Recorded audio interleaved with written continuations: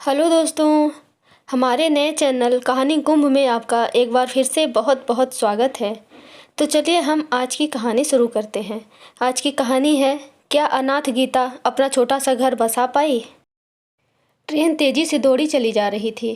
तुरंत कामिनी बुआ ने बूढ़े रामनाथ को कंधे से झकझोरा। बाबूजी, गीता पता नहीं कहाँ चली गई, कहीं नज़र नहीं आ रही। रामनाथ ने हाथ ऊंचा करके स्विच दबाया तो चारों ओर प्रकाश फैल गया। फिर वे आंखें मिचकाते हुए बोले, आधी रात को नींद क्यों खराब कर दी, क्या मुसीबत आन पड़ी है। अरे गीता ना जाने कहाँ चली गई। टॉयलेट की ओर जाकर देखो, यहीं कहीं होगी। चलती ट्रेन से कूद थोड़े ही जाएगी। अरे बाबा, डब्बे के दोनों तरफ के शौचालयों में जाकर देख आई हूँ, वह कहीं भी नहीं है। बुआ की ऊंची आवाज़ सुनकर अन्य महिलाएं भी उठ बैठीं। पुनीता आंचल संभालते हुए खांसने लगी। राशि ने आंखें मलते हुए बुआ की ओर देखा और बोली, लाइट क्यों जला दिए।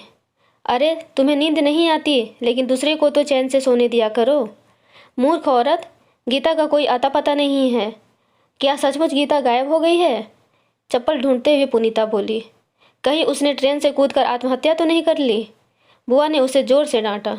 खामोश रह, जो मुंह में आता है बके चली जा रही है। फिर वे रामनाथ की ओर मुड़ी। बाबूजी, अब क्या किया जाए। छोटे महाराज को क्या जवाब देंगे। जवाब क्या देना है, वे इसी ट्रेन के फर्स्ट क्लास में सफ़र कर रहे हैं। अभी मोबाइल से बात कराता हूँ। छोटे महाराज की आवाज़ सुनाई दी। अरे बाबा, काहे नींद में खलल डालते हो। महाराज, बहुत बुरी खबर है, गीता कहीं दिखाई नहीं दे रही। बुआ हर तरफ उसे देख आई है। रात को आखिरी बार तुमने उसे कब देखा था। जी, रात 9 बजे के लगभग स्टेशन आने पर सभी ने खाना खाया और फिर अपनी अपनी बर्थ पर लेट गए। आपको मालूम ही है, नींद की गोली लिए बिना मुझे नींद नहीं आती, सो गोली कटकते ही आंखें मूंदने लगी। अभी बुआ ने जगाया तो आंख खुली। छोटे महाराज बरस पड़े। लापरवाही की भी हद होती है। बुआ के साथ साथ तुम्हें भी कई बार समझाया था कि गीता पर कड़ी नज़र रखा करो, लेकिन तुम सब, कहीं काशी में किसी के संग उसका इश्क का कोई लफड़ा तो नहीं चल रहा था। मुझे तो शक हो रहा है। मुझे तो कुछ मालूम नहीं। लीजिए, बुआ से बात कीजिए। बुआ फ़ोन पकड़ते ही चापलूसी लहजे में बोली, पाए लागू महाराज। मंथरा की नानी, यह तो कमाल हो गया। आखिर वह चिड़िया उड़ ही गई। मुझे तो पहले से ही शक था। उसकी खामोशी हमें कभी कभी दुविधा में डाल देती थी। खैर, अब उज्जैन पहुंचकर ही कुछ सोचेंगे। बुआ ने मोबाइल रामनाथ की ओर बढ़ाया तो वे पूछे बिना न रह सके। क्या बोले। अरे कुछ नहीं, अपने मन की भड़ास निकाल रहे थे। हम हमेशा उसकी जासूसी करते रहे, कभी उसे अकेला नहीं छोड़ा। अब क्या चलती ट्रेन से हम भी उसके साथ बाहर कूद जाते। न जाने उस बेचारी के मन में क्या समाया होगा। थोड़ी देर में रामनाथ ने बत्ती बुझा दी, पर नींद उनकी आंखों से कोसों दूर थी। बीते दिनों की कई स्याह सफ़ेद घटनाएं रह रह कर उन्हें उद्वेलित कर रही थीं। लगभग 5-6 साल पहले पारिवारिक कलह से तंग आकर रामनाथ काशी के एक आश्रम में आए थे। उनके 3-4 माह बाद ही कलकत्ता से किसी अनाथ आश्रम से 11-12 साल के 4 लड़के और एक लड़की को लेकर एक अधेड़ उम्र का व्यक्ति आश्रम में आया था। तब सुनने में आया था कि बदले में उस व्यक्ति को अच्छी खासी रकम दी गई थी। आश्रम की व्यवस्था के लिए जो भी कर्मचारी रखे जाते थे, वे कम वेतन और घटिया भोजन के कारण शीघ्र ही भाग खड़े होते थे। इसलिए वहाँ से इन 5 मासूम बच्चों को बुलाया गया था। शुरू शुरू में इस आश्रम में बच्चों का मन लग गया, पर जल्दी ही हाड़ तोड़ मेहनत के कारण वे कमज़ोर और बीमार से होते गए। आश्रम के पुराने खुशामदी लोग जहाँ मक्खन मलाई खाते थे, वहीं इन बच्चों को रूखा सूखा बासी भोजन ही खाने को मिलता। कुछ माह बाद ही चारों लड़के तो आसपास के आश्रमों में चले गए, पर बेचारी गीता उनके साथ जाने की हिम्मत न संजो सकी। बड़े महाराज ने तब बुआ को सख्त हिदायत दी थी कि इस बच्ची का खास ख्याल रखा जाए। बुआ गीता का खास ध्यान तो रखती थी, पर वे बेहद चतुर, स्वार्थी और छोटे महाराज, जो कि बड़े महाराज के भतीजे थे और भविष्य में आश्रम की गद्दी संभालने वाले थे, की खासम खास थी। बुआ पूरे आश्रम की जासूसी करती थी, इसलिए सभी उन्हें मंत्रा कहकर पुकारते थे। 18 वर्षीय गीता का यौवन अब पूरे निखार पर था। अब हर कोई उसे ललचाई नज़रों से घूरता रहता, पर कुछ कहने की हिम्मत किसी में न थी, क्योंकि सभी जानते थे कि छोटे महाराज गीता पर फिदा हैं और किसी भी तरह से उसे अपना बनाना चाहते हैं। बुआ गीता को किसी न किसी बहाने से छोटे महाराज के कक्ष में भेजती रहती थी। पिछले साल गुजरात से बड़े महाराज के किसी शिष्य का पत्र लेकर प्रवीण नाम का नौजवान काशी घूमने आया था। प्रातः जब दोनों महाराज 3-4 शिष्यों के साथ सैर करने निकल जाते तो रामनाथ और गीता बागीचे में जाकर फूल तोड़ने लगते। 2-3 दिनों में ही प्रवीण ने रामनाथ से घनिष्ठता कायम कर ली थी। वह भी अब फूल तोड़ने में उन दोनों की सहायता करने लगा। 30 साल का सौम्य, शिष्ट और सुदर्शन नौजवान प्रवीण पहले से ही गीता के प्रति आकर्षण महसूस करने लगा था। गीता भी उसे चाहने लगी थी। उन दोनों को करीब लाने में रामनाथ महत्वपूर्ण भूमिका निभा रहे थे। उनकी हार्दिक इच्छा थी कि वे दोनों विवाह बंधन में बंध जाएं। रामनाथ ने गीता को प्रवीण की पारिवारिक पृष्ठभूमि के बारे में सब कुछ बता दिया था कि बरेली में उनका अपना मकान है। उसकी शादी हुई थी, लेकिन 1.5 वर्ष बाद बेटे को जन्म देने के बाद उसकी पत्नी की मृत्यु हो गई थी। घर में माँ और छोटा भाई है। एक बड़ी बहन शादीशुदा है। प्रवीण बरेली की एक फैक्ट्री के मार्केटिंग विभाग में कार्यरत है। उसे 15,000 रुपये मासिक वेतन मिलता है। इन दिनों वह फैक्ट्री के काम से ज़्यादातर गुजरात में ही अपने शाखा कार्यालय की ऊपरी मंजिल पर रहता है। 1 सप्ताह गुजरने के बाद जब प्रवीण ने वापस जाने का कार्यक्रम बनाया तो ऐसा संयोग बना कि छोटे महाराज को कुछ दिनों के लिए मथुरा के आश्रम में जाना पड़ा। उनके जाने के बाद रामनाथ ने प्रवीण को 3-4 दिन और रुकने के लिए कहा तो वह सहर्ष उनकी बात मान गया। एक दिन बाग में फूल तोड़ते समय रामनाथ ने विस्तार से सारी बातें गीता को कह डाली। बेटी, तुम हमेशा से कहती हो ना कि घर का जीवन कैसा होता है। यह मैंने कभी नहीं जाना है। क्या इस जन्म में किसी जाने अनजाने शहर में कोई एक घर मेरे लिए भी बना होगा?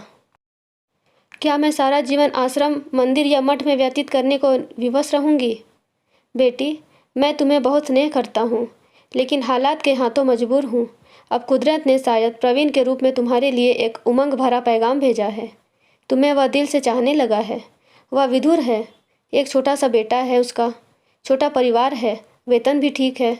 अगर साहस से काम लो तो तुम उस घर, उस परिवार की मालकिन बन सकती हो। बचपन से अपने मन में पल रहे स्वप्न को साकार कर सकती हो। लेकिन मैं प्रवीण की कही बातों की सच्चाई जब तक खुद अपनी आंखों से नहीं देख लूँगा तब तक इस बारे में आगे बात नहीं करूँगा। वह कल चला जाएगा, फिर वहाँ से अगले सप्ताह बरेली जाएगा। इस बारे में मेरी उससे बातचीत हो चुकी है। 3-4 दिन बाद मैं भी गुजरात चला जाऊँगा और फिर उसके साथ बरेली जाकर उसका घर देखकर ही कुछ निर्णय लूँगा। यहाँ आश्रम में तो तुम्हें छोटे महाराज की रखेल बनकर ही जीवन व्यतीत करना पड़ेगा। हालांकि यहाँ सुख सुविधाओं की कोई कमी न होगी, लेकिन अपने घर, रिश्तों की गरिमा और मातृत्व सुख से तुम हमेशा वंचित ही रहोगी। नहीं बाबा, मैं इन आश्रमों के उदास, सूने और पाखंडी जीवन से अब तंग आ चुकी हूँ। अगले दिन प्रवीण लौट गया। उसके 3-4 दिन बाद रामनाथ भी चले गए, क्योंकि बरेली जाने का कार्यक्रम पहले ही प्रवीण से तय हो चुका था। 1 सप्ताह बाद रामनाथ लौट आए। अगले दिन बागीचे में फूल तोड़ते समय उन्होंने मुस्कुराते हुए गीता से कहा, बिटिया, बधाई हो। जैसे मैंने अनुमान लगाया था उससे कहीं बढ़कर देखा सुना। सचमुच प्रकृति ने धरती के किसी कोने में एक सुंदर, सुखद और छोटा सा घर तुम्हारे लिए सुरक्षित रख छोड़ा है। बाबा, अब जैसा आप उचित समझें, मुझे सब स्वीकार है। आप ही मेरे हितैषी, संरक्षक और माता पिता हैं। तब तो ठीक है। लगभग 2 माह बाद ही छोटे महाराज, बुआ और इस आश्रम की 5-6 महिलाओं के साथ हम दोनों को भी हर वर्ष की भांति उज्जैन के अपने आश्रम में वार्षिक भंडारे पर जाना है। इस बारे में प्रवीण से मेरी बात हो चुकी है। इस बारे में उसने खुद ही सारी योजना तैयार की है।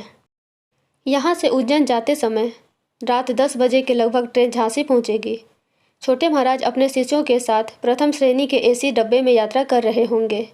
शेष हम लोग दूसरे दर्जे के शयनयान में सफ़र करेंगे। तुम्हें झांसी स्टेशन पर उतरना होगा।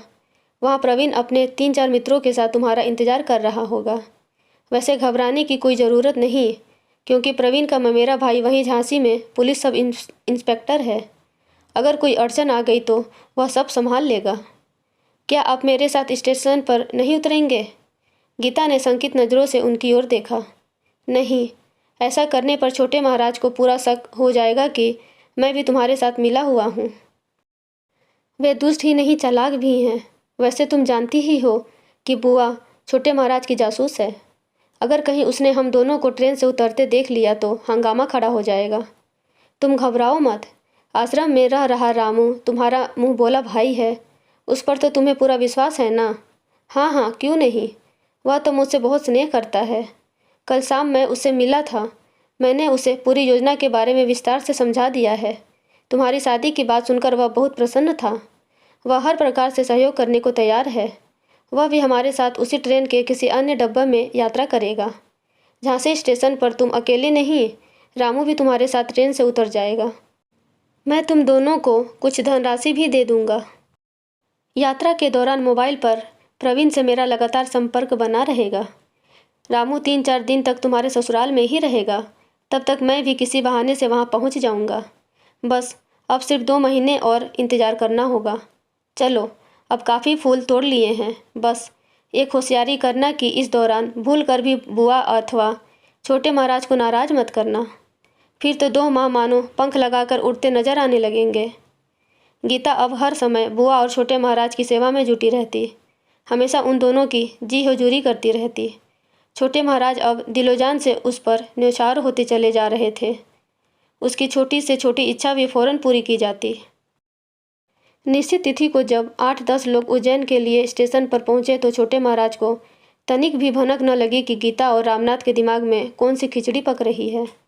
आधी रात को लगभग 12:30 बजे रामनाथ ने जब छोटे महाराज को गीता के गायब होने की सूचना दी तो उन्होंने उसे और बुआ को फटकारने के बाद अपने सिर से खिन्न स्वर में कहा, यार, गीता तो बहुत चतुर निकली।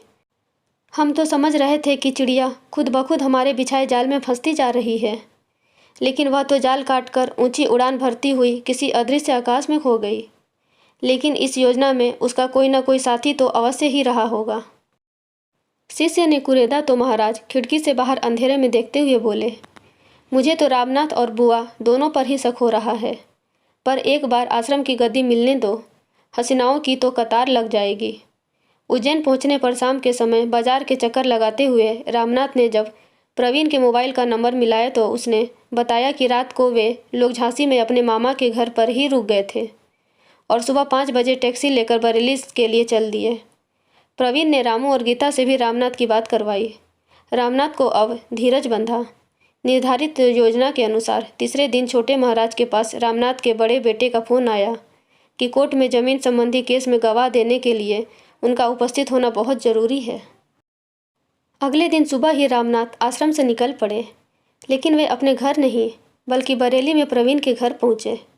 जब रामनाथ ने चौंकती हुई गीता को दुल्हन के रूप में देखा तो बस देखते ही रह गए। फिर उसकी पीठ थपथपाते हुए हौले से मुस्कुराए और बोले, मेरी बिटिया दुल्हन के रूप में इतनी सुंदर दिखाई देगी, ऐसा तो मैंने कभी सोचा भी न था। सदा सुखी रहो बेटा प्रवीण, मेरी बेटी की झोली खुशियों से भर देना। बाबा, आप निश्चिंत रहें, यह मेरी बहू ही नहीं बेटी भी है, प्रवीण की माँ ने कहा। बाबा, अब 5-6 माह तक मैं गुजरात कार्यालय में ही ड्यूटी बजाऊंगा। प्रवीण की बात सुनते ही रामनाथ बहुत प्रसन्न हुए। वाह, फिर तो हमारी बिटिया हमारी ही मेहमान बनकर रहेगी। फिर वे रामू की तरफ देखते हुए बोले, बेटे, अपनी बहन को मंजिल तक पहुंचाने में तुमने जो सहयोग दिया उसे मैं और गीता हमेशा याद रखेंगे। चलो, अब कल ही अपनी आगे की यात्रा आरंभ करते हैं। इस तरह से गीता का सपनों का एक छोटा सा घर मिल ही गया। दोस्तों, आपको ये कहानी कैसी लगी प्लीज़ कमेंट में बताइएगा और ऐसे ही रोचक कहानियाँ पढ़ने और सुनने के लिए हमारे नए चैनल कहानी कुंभ को लाइक, शेयर एंड सब्सक्राइब ज़रूर करें। Thank you.